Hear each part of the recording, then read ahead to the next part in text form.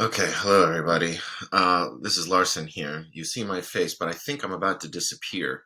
I'm trying to show you this screen with my ugly mug in the corner, and it's not happening. But I'm late doing this for this semester, so perhaps as a favor to you, I'll record this now without my ugly head in the corner, which again will probably prevent nightmares for tonight.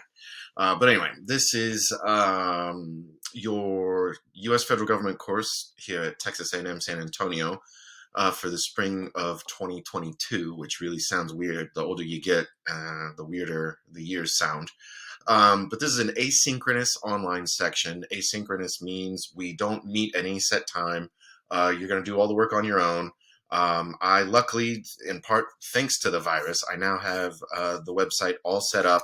A couple other things I need to do, but you won't ever notice. I'm not going to hold you up ever again.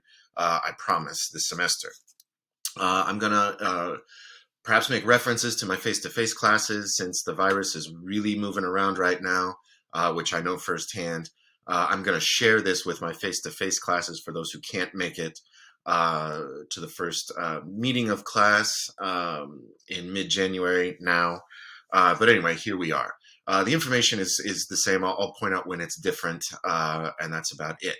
I will say as a preface, the face-to-face people, if you are watching this, you will hopefully by now or shortly soon after realize my jokes are much better face-to-face than asynchronously recorded. But it's the world we live in now.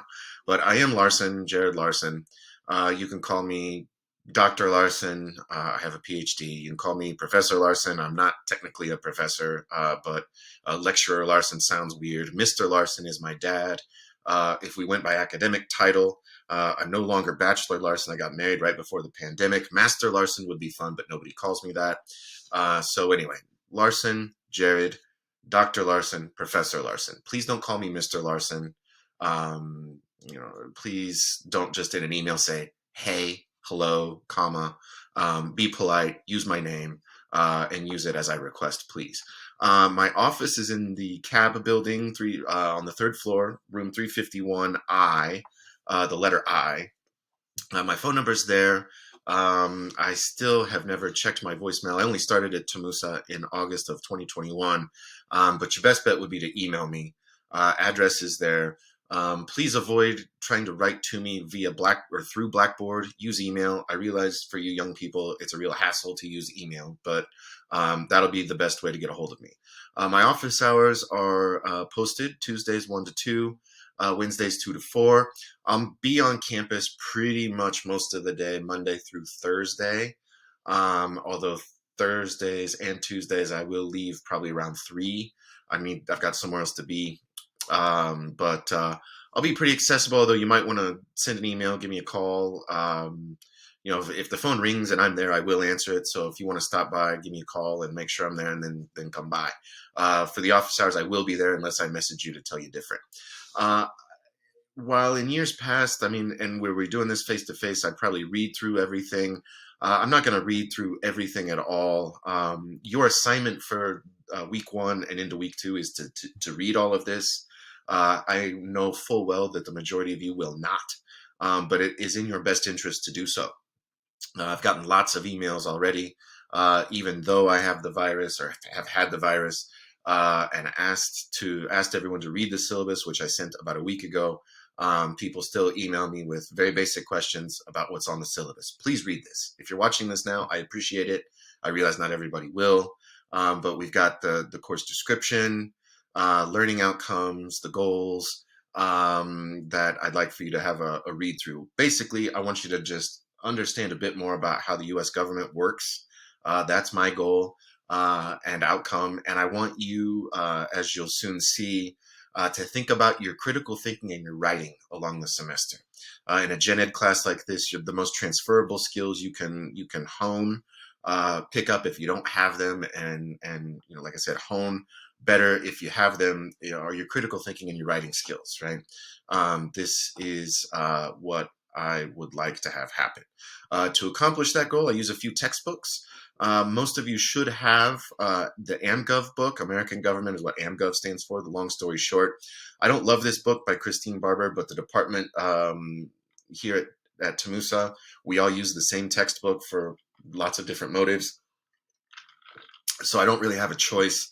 It's easy to read, which is good, but I don't love it. But here it is. We all have to use it.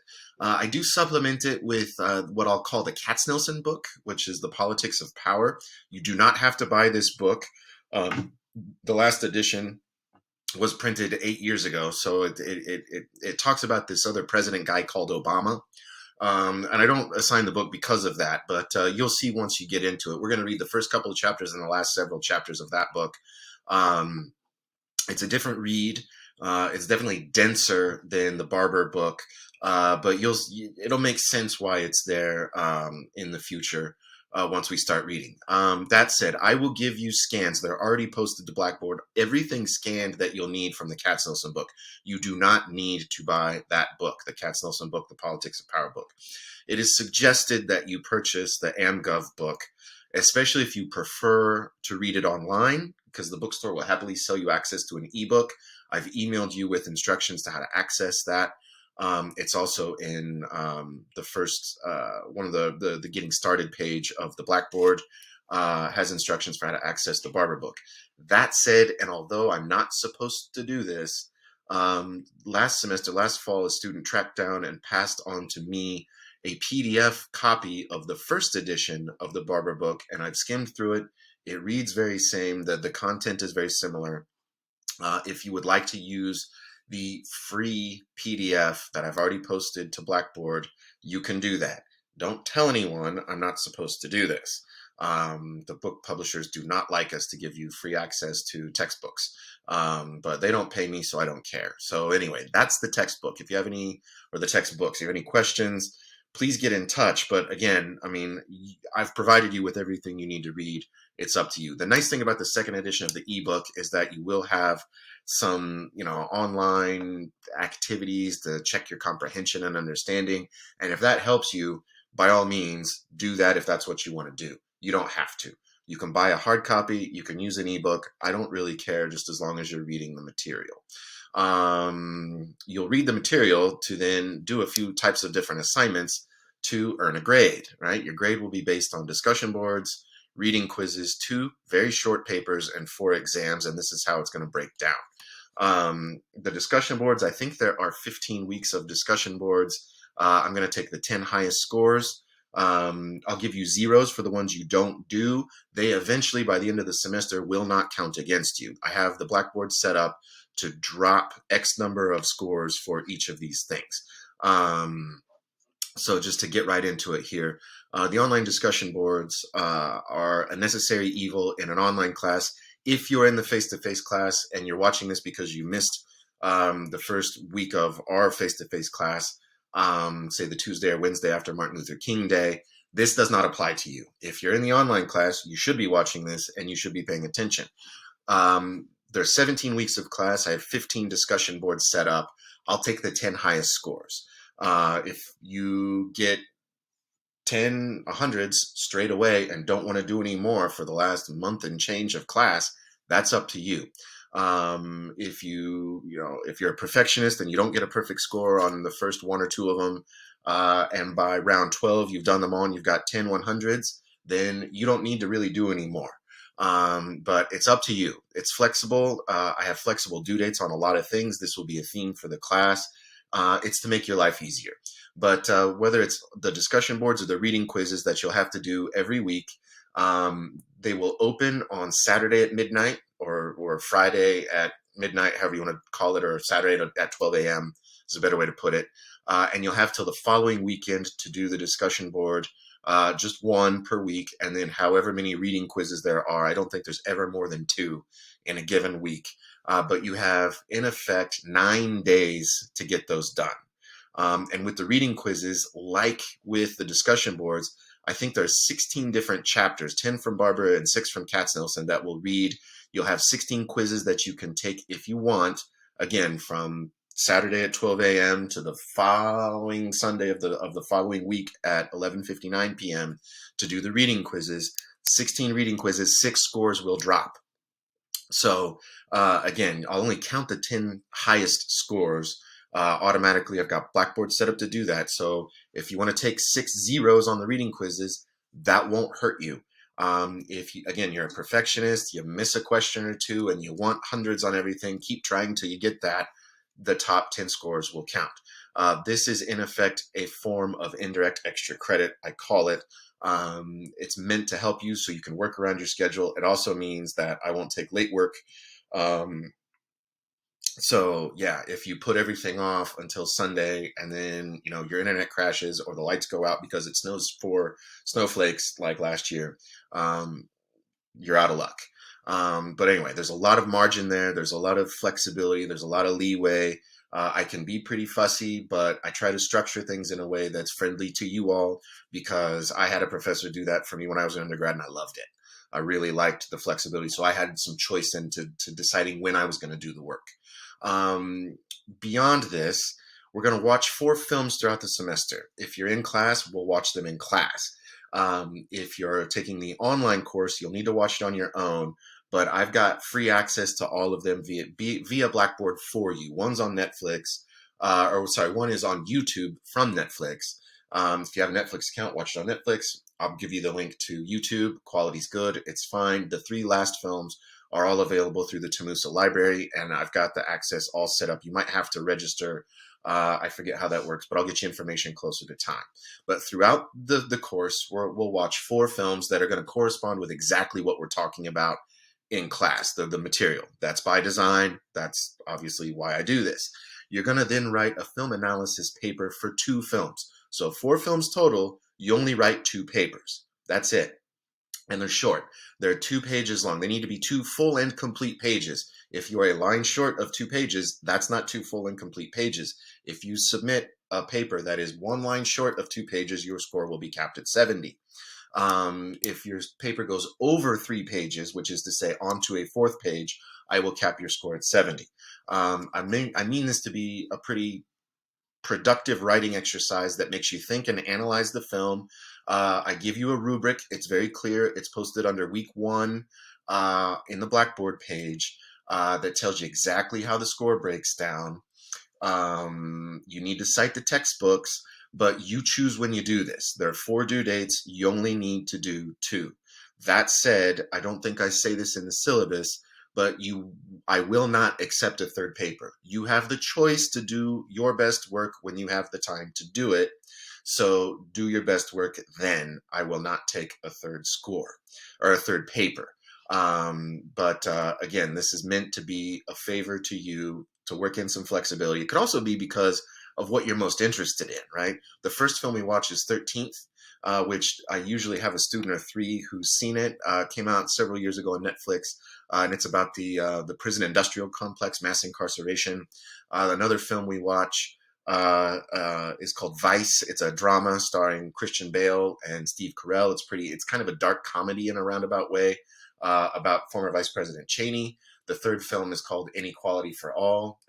It's a documentary that's basically a long interview with an economist about inequality. And then the last film is on U.S. foreign policy, which if you've served in the military, you might find particularly interesting. I don't know, but it's all up to you, right? I try to be flexible so you can choose when you think you'll be the most interested and you'll do the best work. I'll of course be willing to meet with you throughout the semester to talk about your papers. If you want, I also encourage you to go to the Jaguar Writing Center. Give you some information below about that. And as I say here, honing your critical thinking and writing skills in a general education class like this one is very important, as these are the most important or the most transferable skills you can apply to your other classes and future endeavors. So I think I've said about all I need to say about that. As in any college class, there are exams. You'll do them online. Even in the face-to-face classes, we're going to do them online outside of class. They're open note and open book. Obviously, I can't have it any other way, but they are timed. I will give you a study guide prior, and I will happily answer any question you have prior to the exam, face-to-face during office hours, in class, via email, etc. If you miss an exam, there are penalties. If you have to miss an exam because of a death in the family or something, I completely understand that. This would not apply. If you just miss the exam and don't make arrangements ahead of time, I'll let you make up the first for 80%, the second for up to 70%, the third for 60%, and the final 50%. So I don't know. I've been teaching. I'm not that old, but I'm old enough, and I've taught for long enough that I'm tired of dealing with late work, missed exams. So I've come to find that if there's a penalty, then fewer exams get missed. Speaking of, this is Larson's administrative notes here for late work. I understand we're busy. We all are. I'm busy too. I got the virus the first week of class. I mean, it's thrown my life into complete disarray. But we still got to get work done. And your primary responsibility at college is your education. So organize your work, travel, social calendars around due dates and exams, particularly the exams. All the other due dates are pretty flexible. So as I say here, use the flexibility on the reading quizzes and the film analysis papers and the discussion boards for that matter to your advantage. Be responsible and organized from the outset and you'll do fine. But the flip side of the coin is that allowing you all some genuine flexibility means that I will not accept late work unless you are truly in dire straits, which again, I do understand can happen. My grandma's about to turn 92. She's not in good health. She's in Kansas City. It could be that at some point I'm going to have to pick up sticks and leave town. I understand it can happen to anyone. I understand you can get the virus. If you communicate with me, we can make accommodations for papers and exams, but generally speaking, I'm not going to take late work, period. Okay. Especially when it comes to the discussion boards and the reading quizzes, you can make up other things. And if you choose to just miss the first 5 reading or discussion boards and the first 6 reading quizzes and do the rest of them as scheduled, and then you wait till Sunday and then something happens, I'm not going to let you make them up just because. Okay. And if I let one person make something up, that's pretty much unfair to everybody else who did the work on time. So I'm not very sympathetic to missed work, especially given how flexible the due dates are. If you do need to get in touch with me, I imagine most of you will throughout the course of the semester, please read this link. I'm not going to click on it. I'm not going to read through it now, but it's a link on how to email a professor. You'd be surprised how unprofessional students can be. Not only students, people in general, but college students in particular. And I say here very clearly, if you do not follow these guidelines, and it's on you to read the link, I reserve the right not to respond to you. Some students find this to be overly burdensome, but I'm not asking you to write me a Shakespearean sonnet, nor a letter like you would send to your grandma. I'm just asking you to be courteous and professional, right? If we've learned anything from the virus crisis, it is that work will be increasingly done online and in written form.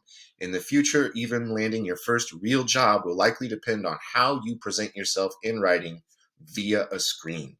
So please be aware and practice being professional now. Use a proper greeting. Don't just say hello, comma. Say hello, Dr. Larson. Hello, Professor Larson. Greetings, Jared. That's fine. Hey, comma, is not a proper greeting. Identify yourself and tell me which section of GOVT 2305 you are in. Don't just say, hey, I'm in your face-to-face class. Say, I'm in your Tuesday at 11 a.m. class. Say, I'm in your online section 609 class. That way, I don't have to look you up. It saves me time if you tell me who you are. Only use your Tamusa email account. It's very likely that if you don't, your email is going to end up in my spam file, which I never check. So use your Tamusa account.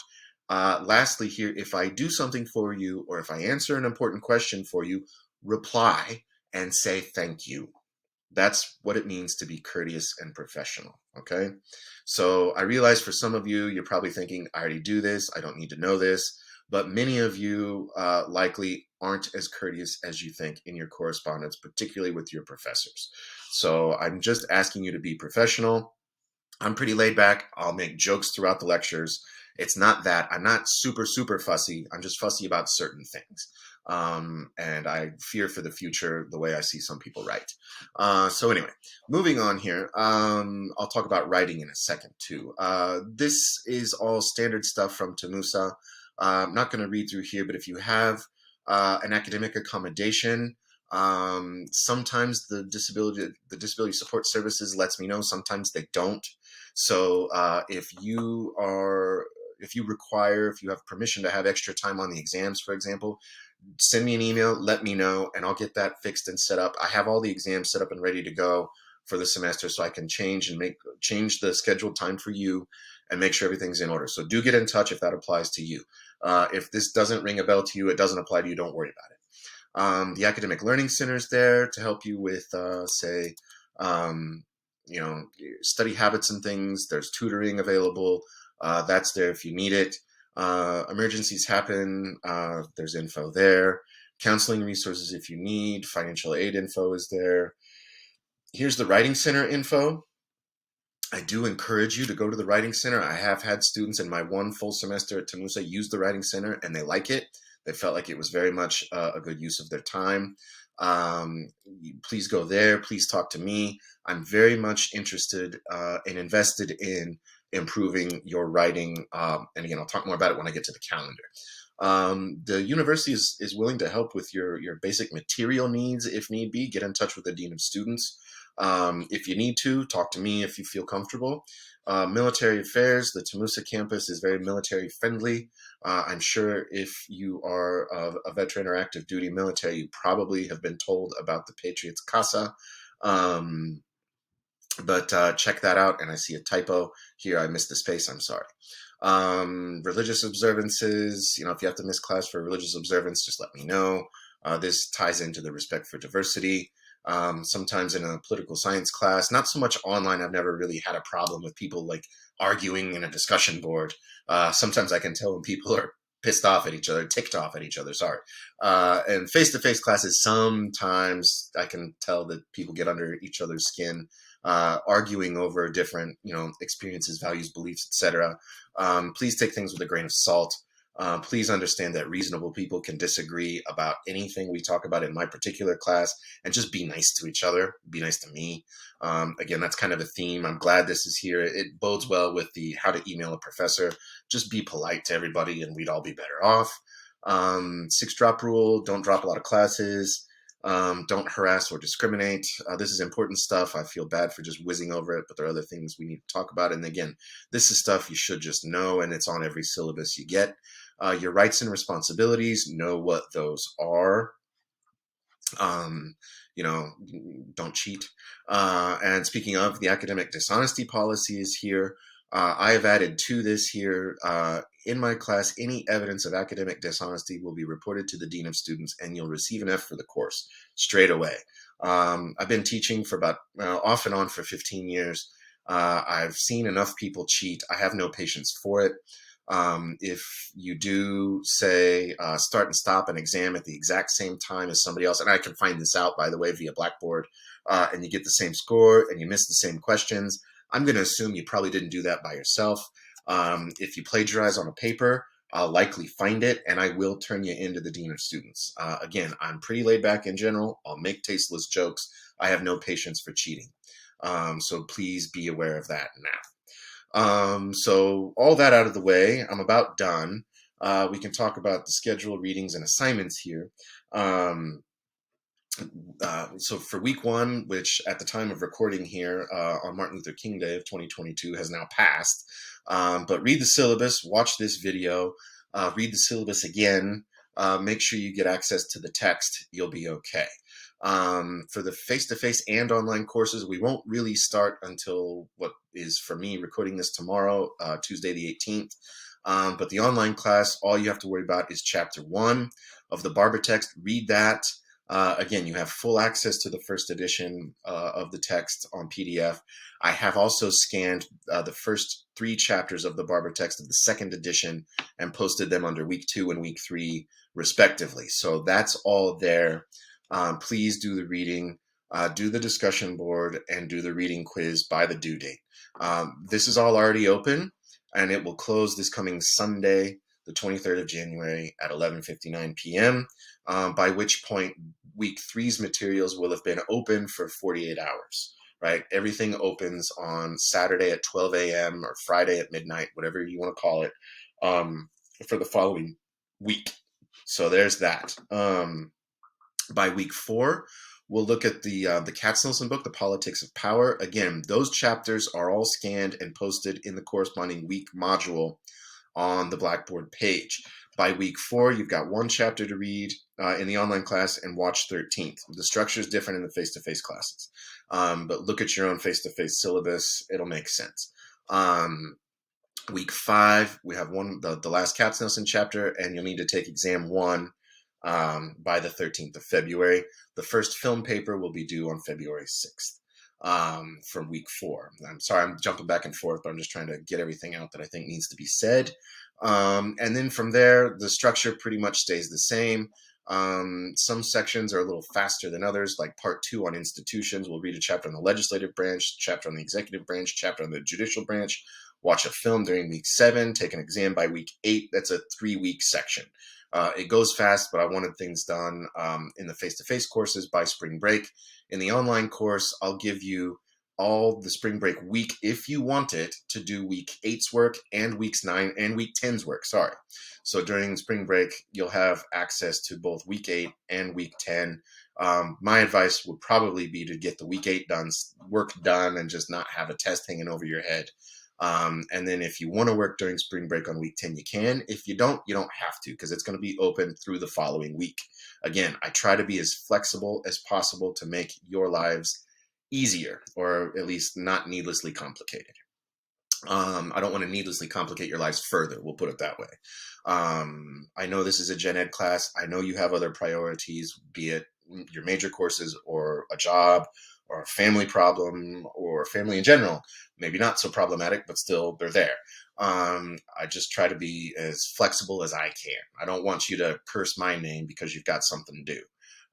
Again, the exams are kind of a necessary evil. But anyway, so for part 3, again, we'll read a chapter, discussion board quiz. The following week, read a chapter, watch a film, discussion board quiz, the paper due as well. But again, you only have to do 2 papers. So if you're really interested in inequality at present in the United States, do that one, right? And if you're interested in foreign policy, that'll be the last film. But you can get the 2 film papers out of the way if we jump backwards a little bit. You can get the 2 film papers done by week 7. So if you want to get ahead and not have to think about writing 2 short papers for this class, you can be done by late February and focus on your other classes. So up to you. I hope all this makes sense. Again, I've tried to be flexible with due dates and assignments as much as I can be. That obviously ends with the exams. Again, a necessary evil. We have to take them. But there it is. Speaking of the final, I'll open it for you, I think, by 12 midnight on May 9th.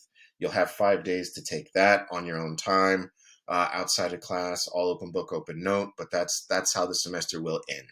Okay. I sometimes walk folks through the Blackboard, but I don't really feel like I need to do that. I'm sure you're familiar with Blackboard by this point in your life and your college experience, thanks to the virus and whatnot. But there we are. This is the course. If you have any other further questions, get in touch.